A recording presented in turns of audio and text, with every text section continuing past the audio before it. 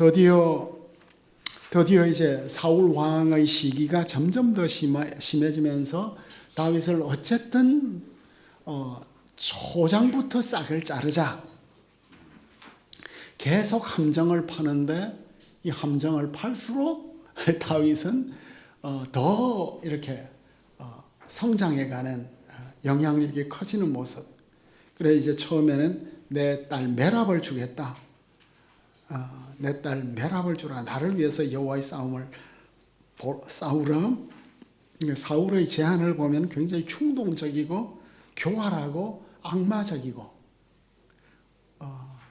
이제 어제 우리 박연덕 목사님이 스카펙 이야기를 하면서 그 사울이 정말 악인이 되었냐, 악한 영에 사로잡혔냐는 그 질문을 어제 던졌는데, 나중에 스카펙이 말하고 있는 그 말이 뭘 의미하는지 나중에 박연덕 목사가 새로 한번 말해 주시오. 그게 오늘날 어떤 목회적 현실 속에서 어떻게 이런 사람들이 사울 같은 형이 점점 많아지고 있대요.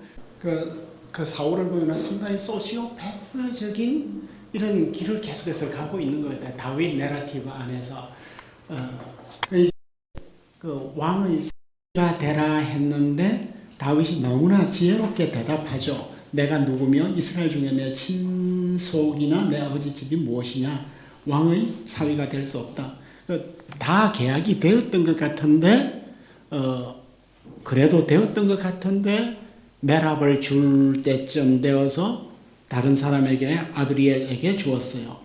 왕은 제멋대로 되는. 그러니까 이제 여기서 재밌는 그 멘트를 제가 했는데, 그 다윗은 메랍이 딴 사람에게 시집 갔다는 통보만 받았을 거다. 준비 가슴을 내고 있는데 통보만 받았을 것이다. 왕이 제멋대로인데 사울의 기분이 그때 어땠을까? 야, 이 다윗 자식 자존심 짓밟아서 난 너무 기쁘다. 물 먹인 거 사울은 기뻐했을 수 있을 것 같은. 그런데 사울의 딸 미갈이 다윗을 사랑했어요. 그죠? 이 소식을 들었어요. 그러니까 왕과 대화를 나누고 왕과 교제를 하는 것은 굉장히 위험한 일이에요. 권력을 가지고 있는 사람,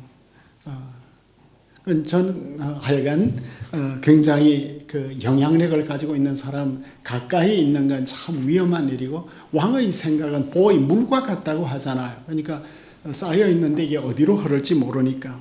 그러니까 이제 그러면은 이런 권력과 영향력을 가진 사람들과 대화가 어떻게 이루어져야 하는가를 이 성경은 수많은 대화들을 통해서 우리에게 교육을 하고 있는 것 같아요.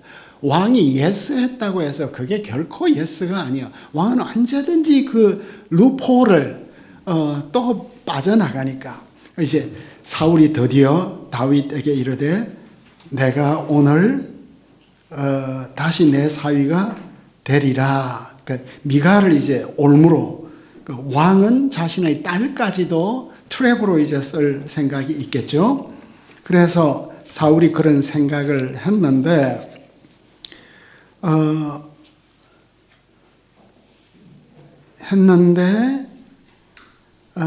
이제는 사울도 조심해요. 사울도 조심하고 있는데, 사울의 제안이 여기서는 굉장히 짧으네요. 너가 오늘 다시 내 사위가 되라. 고 말을 했는데, 다윗의 대답이 없어요, 이번에는. 앞에서는 대답이 있었죠. 그러니까 다윗도 한번 당했으니까, 이제는 이게 또 함정은 아닌가. 그래서 사울이 그 신하들을 통해서 내 뜻이 아닌 것처럼 너희들이 전해라. 비밀히 말하라. 왕이 너를 기뻐한다. 모든 신하도 너를 사랑한다. 그런즉 내가 왕의 사위가 되는 것이 가하다. 그 이제 말해 주었습니다.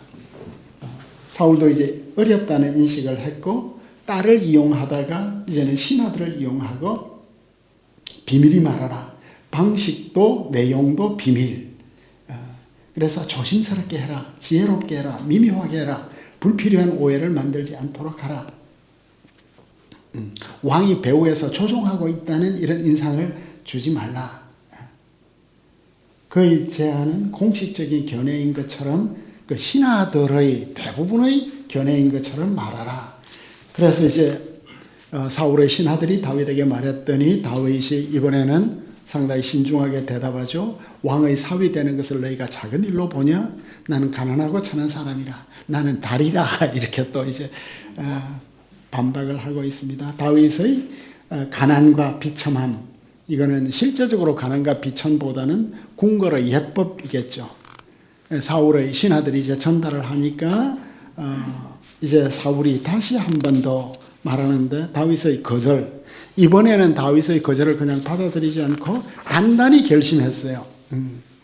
그래서 첫 메시지에서는 보라 왕이 너를 기뻐하신다고 말했는데 이번에는 왕은 아무 지참금도 기뻐하지 않는다 그 말을 하고, 그 대신에 나의 이 원수를 좀 갚아다오.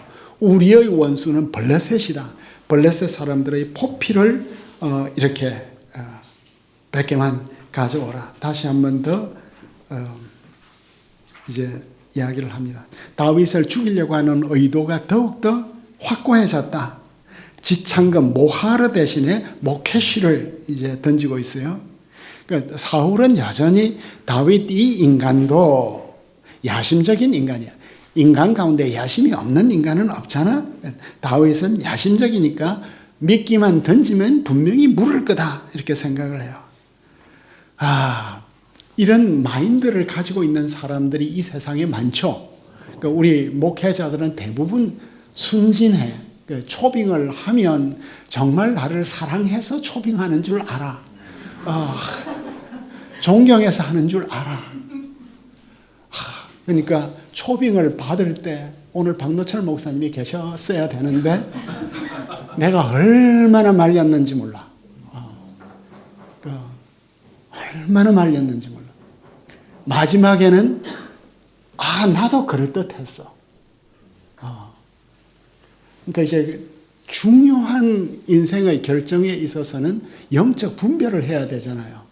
근데 우리는 영적 분별을 하는 이런 훈련을 받은 적이 없잖아. 그러니까 부러움 자체가 늘 소명인 줄 알았으니까.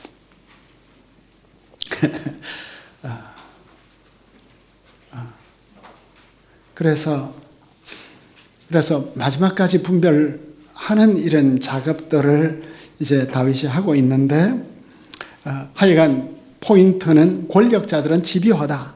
포켈만이 이걸 너무 멋지게 말한 것 같아요. 풀 속에 독사가 있다. 풀이라고 해서 다 아름다운 게 아니다. 어떤 풀에는 독사들이 있으니까 함부로 가지 말라 이 말이 되겠죠. 그래서 이제 사울의 신하들이 다윗에게 이 말을 했더니 다윗이 왕의 사위 되는 것을 좋게 여겼어요. 다윗의 눈에 드디어 적절해 보였어. 그래서 이제 다윗이 일어나서 부하들과 함께, 다윗의 부하들이 처음 여기에 등장했어요. 그죠? 그리고 200명을 죽였다. 70인역은 100명을 죽였다고 하는데 우리가 가지고 있는 마소라 사본은 2배로 만족시켜 주었다. 다윗은 사울의 올무를 놀랍게도 빠져나가는, 사울이 원했던 것은 자신의 딸을 주는 것보다 블레셋 사람 100명과 전쟁을 하면서 거기에서 다윗이 죽는 것이었겠죠. 그런데 다윗이 성공적으로 미션을 이루었고, 그런데 왜 포피를 원하죠? 포피를 배워오는 것은 이 블레셋 남자를 성적 불구로 만드는 것이겠죠. 사울은 마조키스트인가? 사울의 무의식 속에는 도대체 뭐가 있는가? 다윗이 100번 죽어도 싸다. 근데 적군의 포피를 배워오는 것은 끔찍한 일이잖아요. 그럼 이제 심리적으로 사울은 다윗이 이스라엘 여자들에게 자신보다 인기가 너무 높기 때문에 자신의 열등감을 이렇게 표현을 했는가? 그래서 여자로서 또 올무를 놓기로 했는가?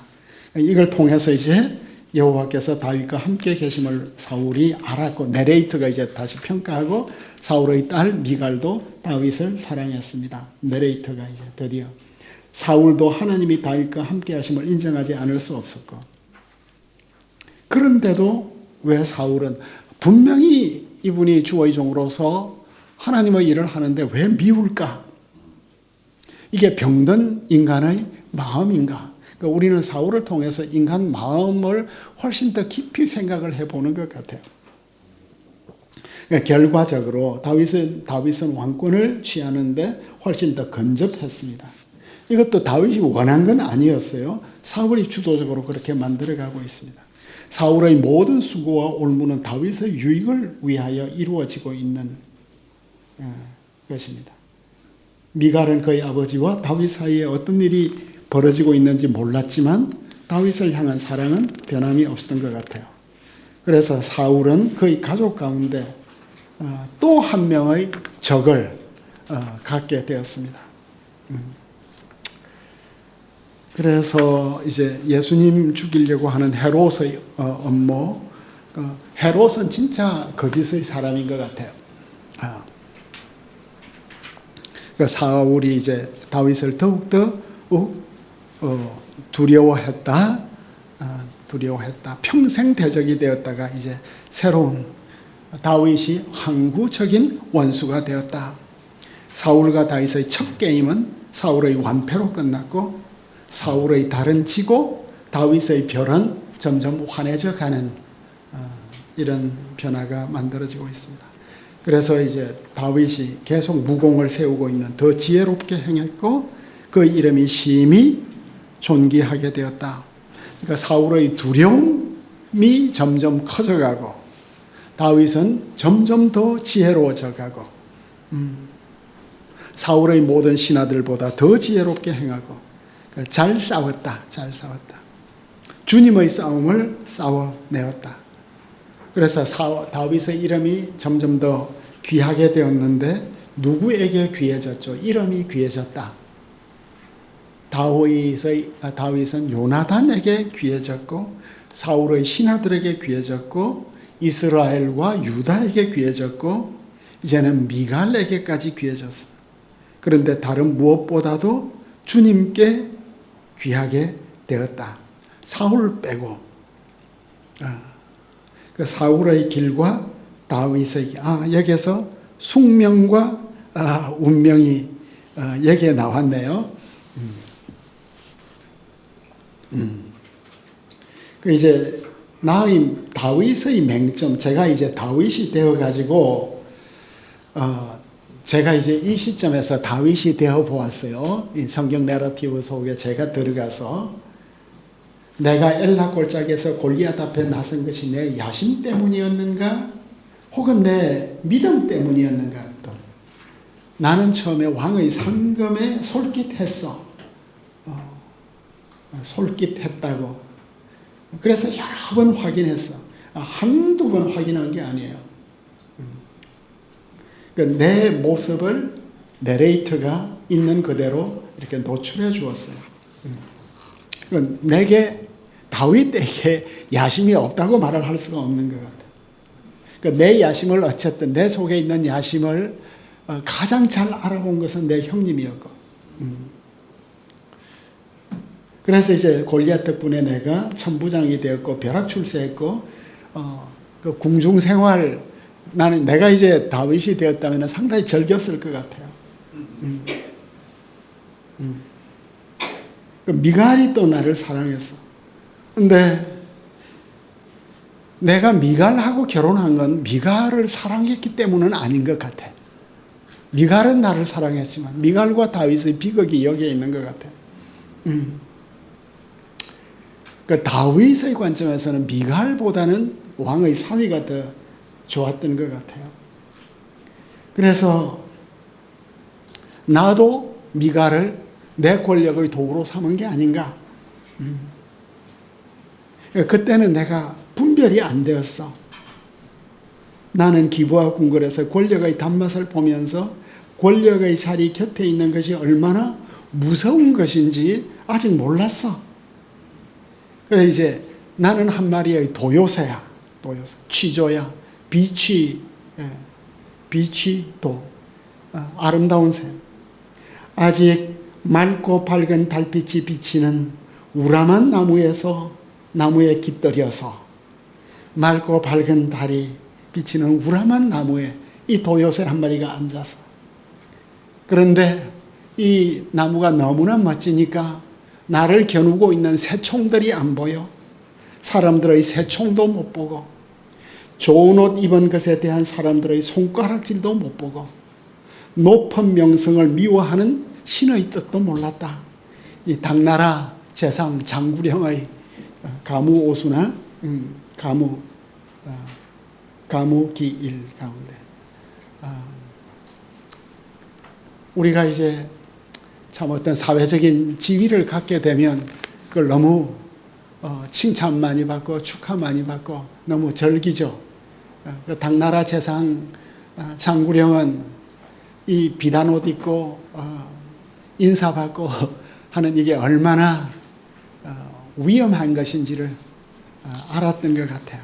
그래서 이제 장구령의 이 가무오수 가운데 한 수를 가지고 다윗의 모습을 한번 비추어 보았습니다. 근데 이제 드디어 기부와 궁궐에서 업무가 이제 시작이 되는데,